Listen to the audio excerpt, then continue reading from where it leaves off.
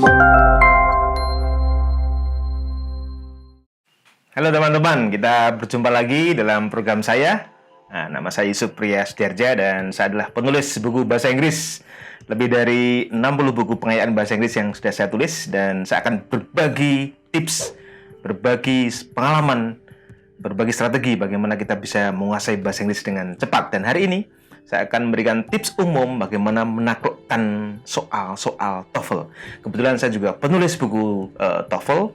Ada 2 buku yang sudah saya tulis. Yang pertama adalah buku warna kuning ini, ya, Strategi Jitu Meraih Skor TOEFL 600 dalam Sebulan, yang diterbitkan oleh penerbit Al-Mizan Bandung.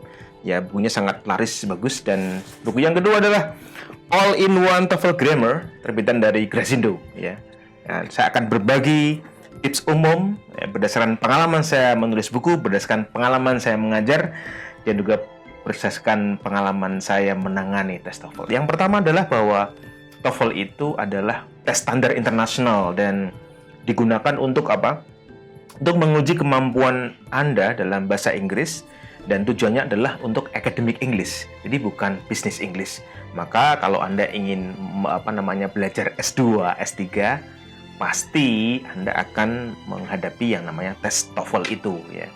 Kalau Anda ingin bekerja di sebuah lembaga perusahaan, misalnya perusahaan asing, Korea, Jepang, kadang-kadang bukan tes TOEFL tapi tes yang namanya TOEIC, ya, TOEIC. Jadi kalau perbedaan antara TOEFL sama TOEIC, saya kira Anda tahu ya, kalau TOEFL adalah untuk academic English dengan TOEIC untuk business English.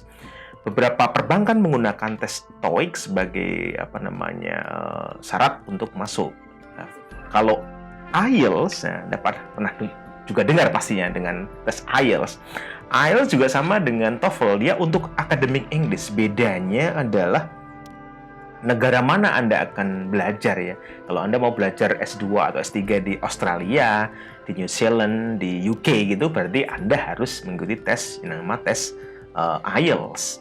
Tapi kalau Anda mau belajar S2, S3 di Amerika, di North America, Anda harus menggunakan tes TOEFL. Dan TOEFL ini di Indonesia saya kira sangat populer, ya. Dan juga ketika Anda mau melamar scholarship, berarti Anda juga harus mengikuti tes yang namanya tes TOEFL juga.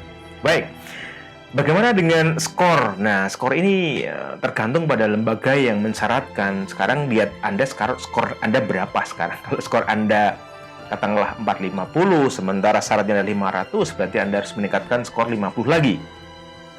Ingat aja, kalau Anda ingin meningkatkan skor antara 40 sampai 50 poin, berarti Anda harus meluangkan waktu 50 jam intensif belajar TOEFL gitu. Listening misalnya, Anda harus belajar 1 jam setiap harinya.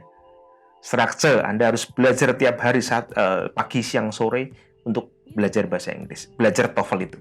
Jadi 50 jam, pastikan Anda spend your time 50 hours before the test, ya. Jadi sebelum hari H, luangkan 50 jam untuk meningkatkan skor TOEFL Anda minimal 30 jam. Nah, kalau Anda siap, berarti Anda bisa mencapai ke sana. Jadi good practice makes perfect. Jadi kalau Anda latihannya tepat, maka skornya akan lebih bagus lagi. Berikutnya adalah teman-teman harus tahu bahwa tentang bentuk-bentuk tes, ya. Ada yang namanya tes simulasi, ada yang namanya tes ITP, ada yang namanya IBT. Kalau yang namanya simulation test itu biasanya cuma dilakukan oleh lembaga-lembaga untuk melatih Anda agar terbiasa dengan tesnya. Tapi sertifikatnya tidak bisa digunakan untuk melamar pekerjaan, untuk melamar scholarship, untuk melamar S2, S3 dan sebagainya. Jadi itu hanya untuk latihan saja. Maka Anda saya sarankan untuk mengikuti tes yang namanya tes ITP, TOEFL ITP test, ya.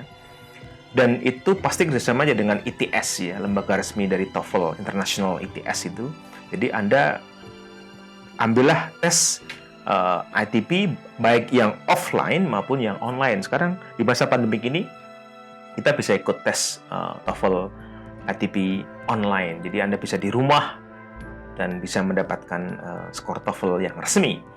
Bedanya apa sih ITP offline sama online? Keuntungannya adalah ketika Anda tes online itu hasilnya bisa diketahui hari itu juga. Jadi ketika Anda sudah selesai mengerjakan tes TOEFL online, hari itu juga Anda bisa mengetahui skor hasilnya. Sementara kalau yang paper based, yang offline, Anda harus nunggu sekitar 2 mingguan baru kemudian tahu hasilnya. Keuntungannya itu. Kalau Anda terbiasa dengan yang online, silahkan ambil yang online. Tapi kalau Anda tidak terbiasa dengan menggunakan komputer dan sebagainya, silahkan Anda tes yang offline.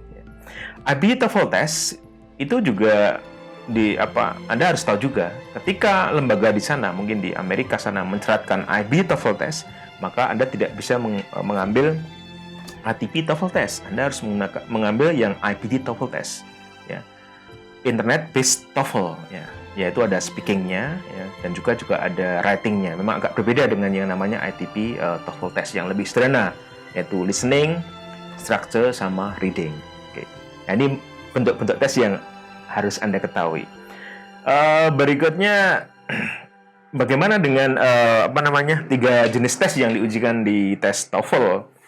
Anda akan menghadapi namanya listening comprehension. Ada 50 soal di sana. Kemudian ada structure and written expression. 40 soal di sana. Kemudian ada reading yang menjadi bagian akhir dengan 50 jumlah soal juga.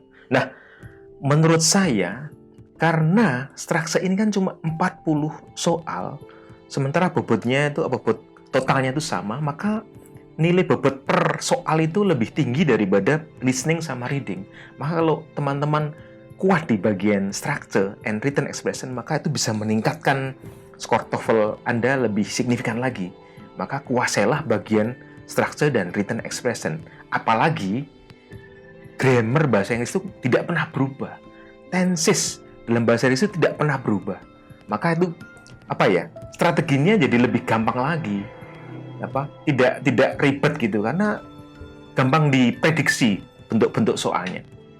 Jadi saran saya sederhana, kalau Anda ingin meningkatkan skor TOEFL Anda, kuasai bagian yang structure and written expression ini, karena bobot nilainya sekitar 1,7 per soal, sementara kalau listening sama reading itu sekitar 1,5. Jadi pasti yang bagian structure sama written expression itu lebih tinggi dari bagian listening maupun reading.